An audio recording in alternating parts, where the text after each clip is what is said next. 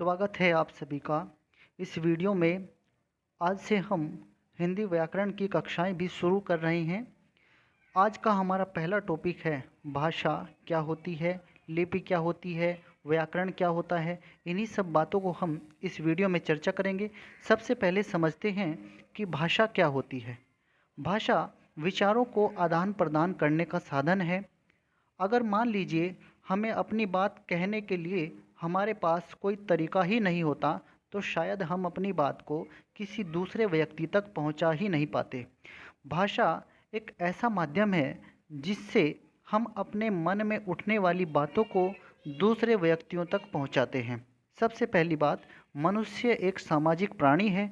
उसे दूसरे लोगों से संपर्क करना रहता है। दूसरे लोगों से संपर्क करने के लिए वो क्या करता है, वो भाषा का इस्तेमाल करता है। भाषा के बिना न तो वह अपनी बात समाज के दूसरे लोगों तक पहुंचा सकता है और न ही उसकी बात स्वयं समझ सकता है। इस प्रकार हम देखते हैं कि भाषा मन के भावों या विचारों को प्रकट करने और समझने में एक दूसरे की मदद कर सकते हैं।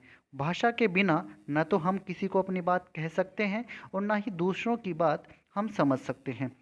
अगर हम आगे बात करें तो भाषा जो है वो संस्कृत के भास धातु से बना है। भाषा शब्द जो है वो संस्कृत के भास धातु से बना है जिसका अर्थ होता है बोलना। मनुष्य जिन ध्वनियों को बोलकर अपनी बात कहता है उसे भाषा कहते हैं।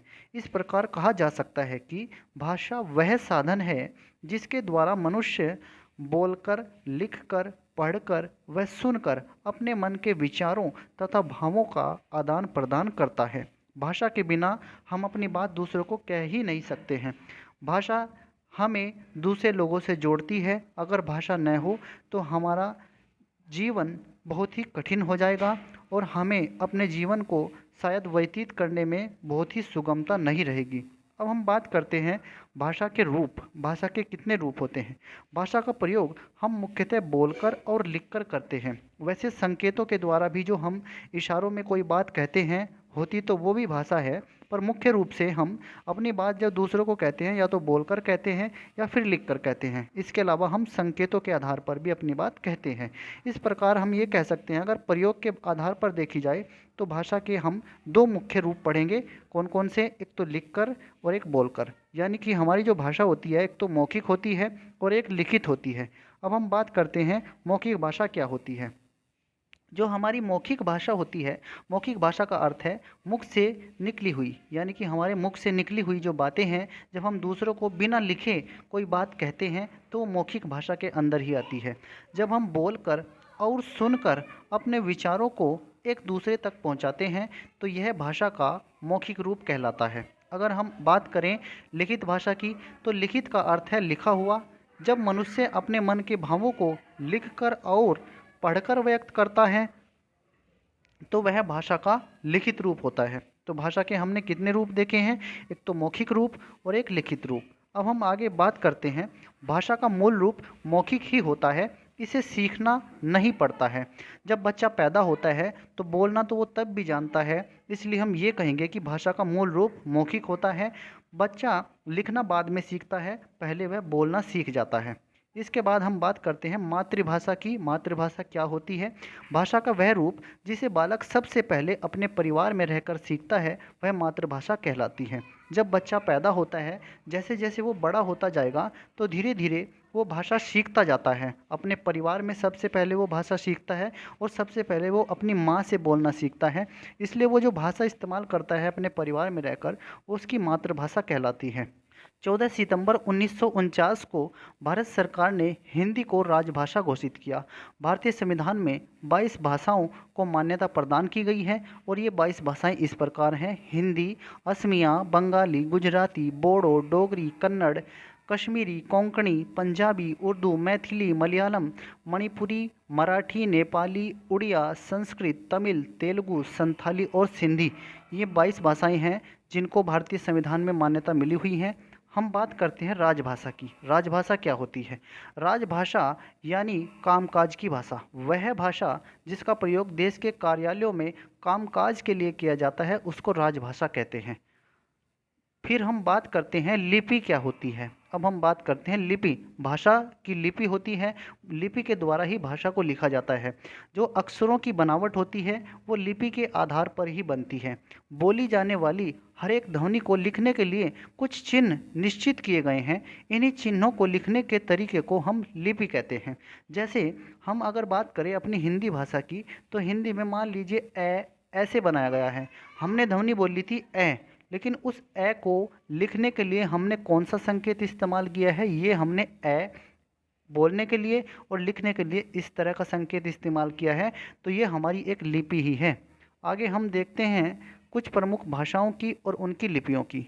जैसे अगर हम देखें, सबसे पहले बात करते हैं गुरुमुखी। जो गुरुमुखी लिपि है इसमें लिखी जाती है पंजाबी भाषा।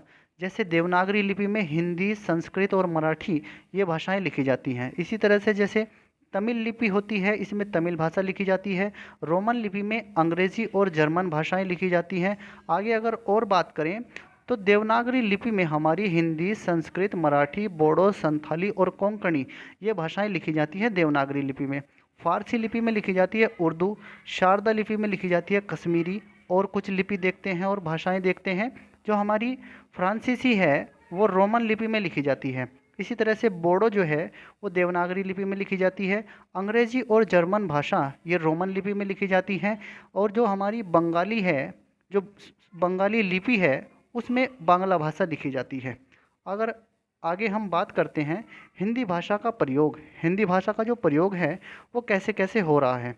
हिंदी भाषा का प्रयोग, भारत में हिंदी भाषा का प्रयोग 3 रूपों में किया जा रहा है।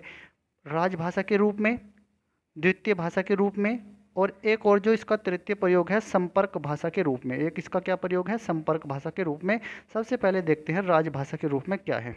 उत्तर प्रदेश, बिहार, उत्तराखंड जिसको उत्तरांचल कहते थे पहले, मध्य प्रदेश, राजस्थान, छत्तीसगढ़, झारखंड, हरियाणा, हिमाचल प्रदेश और दिल्ली में, यहाँ पर तो ये राजभाषा के रूप में भी इस्तेमाल हो रही है।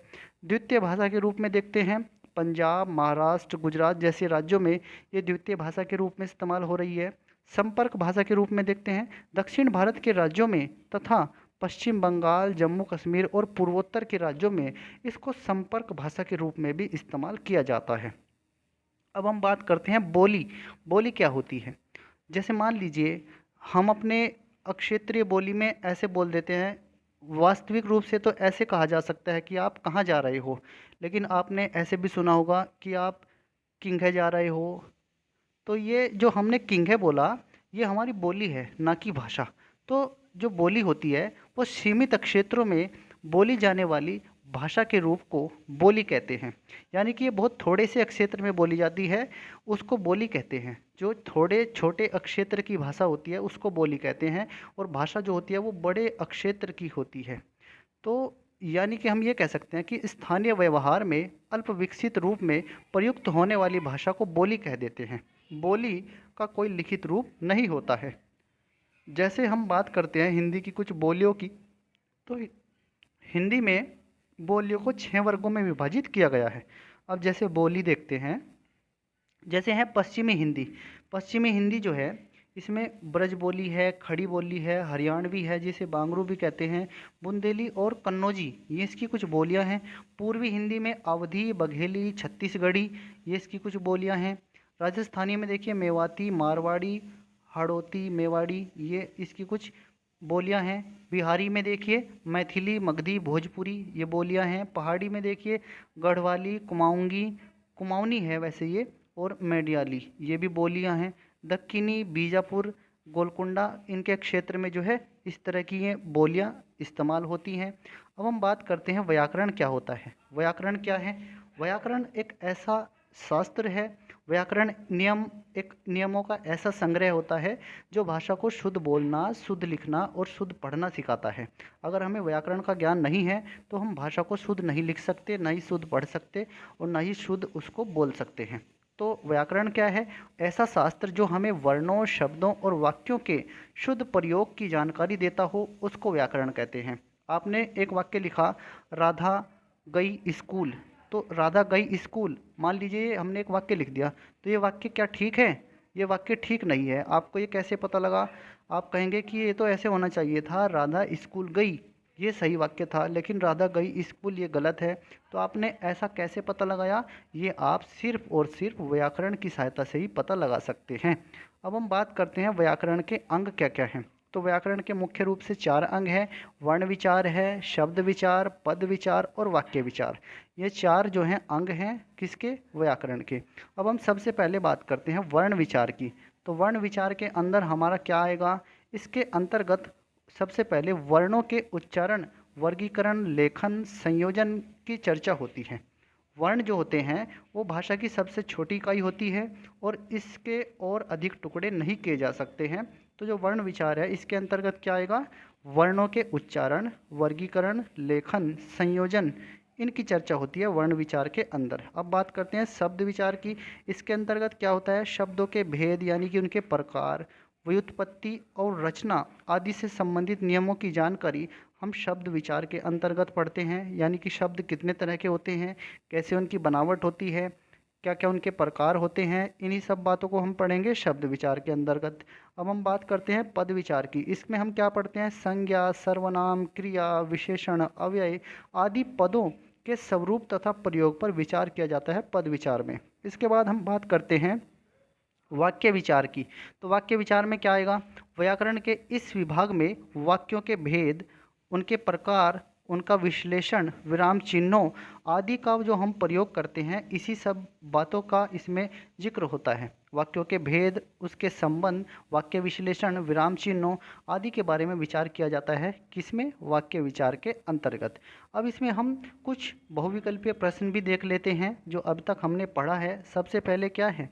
भाषा किसको कहते हैं? मन के भावों को बोलकर या लिखकर बताना, मन के भावों को संकेत द्वारा बताना, मन के भावों को केवल बोलकर बताना, मन के भावों को केवल संकेत द्वारा बताना। तो मन के भावों को बोलकर या लिखकर बताना ये हमारी भाषा कहलाती है। इसके बाद दूसरा प्रश्न देखते हैं, भाषा के मुख्य कितने रूप हैं भाषा के? तो भाषा के मुख्य रूप से तो 2 रूप हैं, एक लिखित और एक मौखिक। नेक्स्ट हमारा प्रश्न है, हम प्रतिवर्ष हिंदी दिवस, ये हिंद दिवस नहीं है, टाइपिंग मिस्टेक हो गई है यहाँ पर, हिंदी दिवस कब मनाते हैं? तो हम प्रत्येक वर्ष जो है हिंदी दिवस मनाते हैं। 14 सितंबर को प्रत्येक वर्ष हिंदी दिवस मनाया जाता है। नेक्स्ट हमारा क्वेश्चन है, भारत का भाषा का अक्षेत्रीय रूप जो स्थान स्थान पर बदलता रहता है उसको हम क्या कहते हैं? तो भाषा का जो स्थानीय रूप होता है, अक्षेत्रीय रूप होता है, उसको बोली कहते हैं। नेक्स्ट हमारा क्वेश्चन है, संविधान के किस अनुच्छेद को राजभाषा का स्थान मिला हुआ है? तो अनुच्छेद 243 को राजभाषा का स्थान मिला हुआ है। नेक्स्ट क्वेश्चन है, भाषा के नियमों की जानकारी देने वाला शास्त्र क्या कहलाता है? तो ये कहलाता है व्याकरण, जिसमें भाषा के नियम लिखे रहते हैं। अगर व्याकरण ना हो तो कोई भी भाषा जीवित नहीं रह सकती, बिना व्याकरण के तो कोई भी भाषा मर जाएगी। व्याकरण के कितने अंग होते हैं? तो अभी हमने पढ़ा वर्ण विचार पढ़ा हमने, फिर शब्द विचार, पद विचार, वाक्य विचार, ये पढ़े जो हमने। तो जो व्याकरण